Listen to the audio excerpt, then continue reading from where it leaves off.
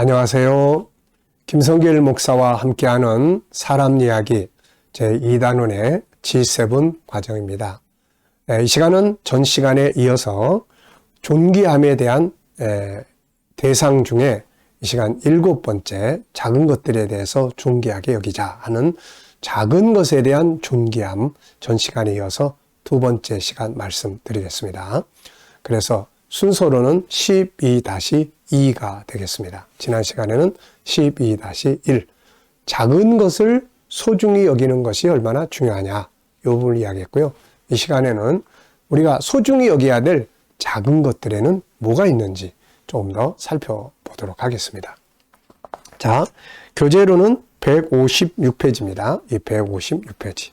자, 여기 보면은 우리가 소중하게 여겨야 될 작은 것들에는 어떤 것들이 있을까? 네. 작은 것들에 어떤 것들이 있을까요? 지난 시간에는 우리가 이 작은 것을 아무렇게나 대하지 말고 대충 하지 말고 소중히 여기자 이렇게 말씀드렸고요. 자, 이 시간에는 우리가 소중히 여겨야 할 작은 것들이 뭔지 하나, 둘, 셋, 넷, 다섯, 여섯, 일곱, 8개를 여기에 써놨습니다. 자, 우선 첫째는 보잘것없다고 생각하는 사람. 우리 주변에 야, 참 대단해. 야, 정말 멋져. 배우고 싶다. 야, 나도 저 사람처럼 되고 싶어. 이런 사람이 또 있지만은 에휴, 보잘것없이 뭐 그냥 무시해버려도 될 것처럼 보이는 사람들이 있어요. 예.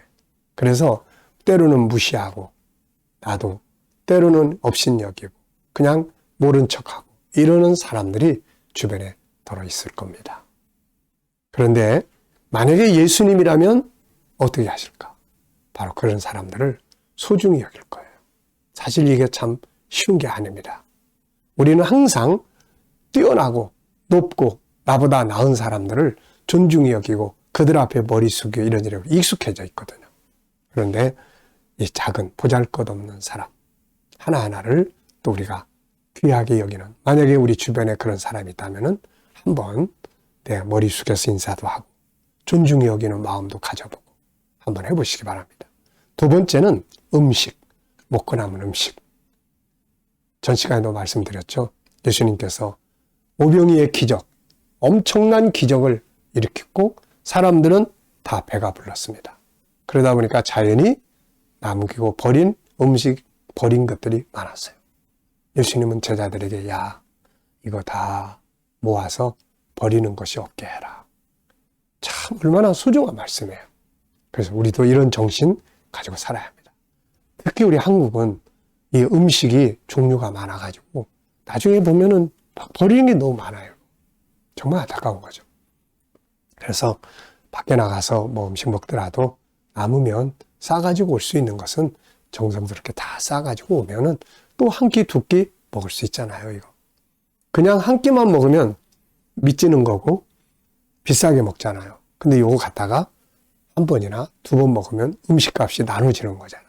그 전략이 되는 겁니다. 우리 그런 거 많이 생각을 해요. 그래서 밖에 나가서 먹으면 경비가 많이 드는데 남은 거 가지고 와서 먹으면 경비가 더 주는 거야, 이거. 네. 이게 전혀 부끄럽거나 뭐 이거 어리석거나 이런 거 아니잖아요. 자, 세 번째는 짜투리 시간입니다. 이게 짜투리 시간.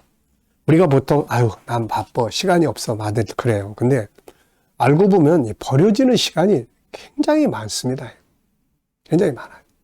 그래서 어디 가서 뭐 기다리는 시간, 병원에 가서 뭐 기다리는 시간, 또 어디 비행기 타고 가다가 중간에 내려가지고 또 거기서 기다리는 시간.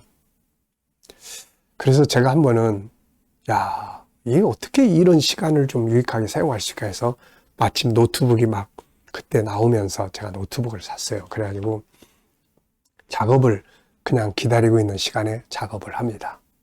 그래가지고 지금 이렇게 돌이켜보면 그래도 제가 책을 좀 썼거든요.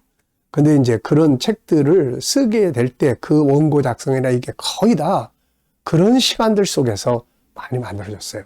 오히려 사무실에서 책상 앞에 앉아 있으면은 생각을 많이 하다 보니까 이게 또 책들도 읽어야 되고 막 그러다 보니까는 작업하는 게 오히려 시간이 더 부족해요.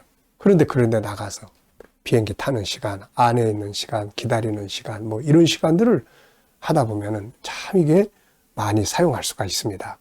그래서 여러분들도 뭐 어디 갈 때 책을 가지고 가거나 뭘 하거나 한 페이지라도 읽고 뭐 이러면은 그게 이제 소중하게 사용하는 거거든요. 그래서 짜투리 시간, 또 짜투리 재료, 또 하찮은 업무가 있어요. 에휴, 뭐 이런 업무. 그냥 대충.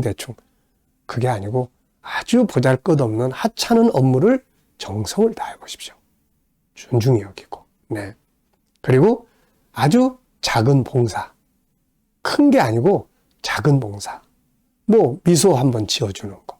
네. 한번 부드러운 말 한마디 해주는 거. 네. 그리고 여기 다음에 나옵니다. 작은 말 한마디, 작은 미소. 사실 가족 부부 상담을 이렇게 하다 보면은 뭐 큰 것 때문에 처음부터 싸우는 사람들 많지 않아요. 그런데 작은 말 한마디, 공감하지 못하는 그 말 한마디, 뭐째 그리고 대응하는 그 말 한마디, 이런 것 때문에 싸우는 거예요.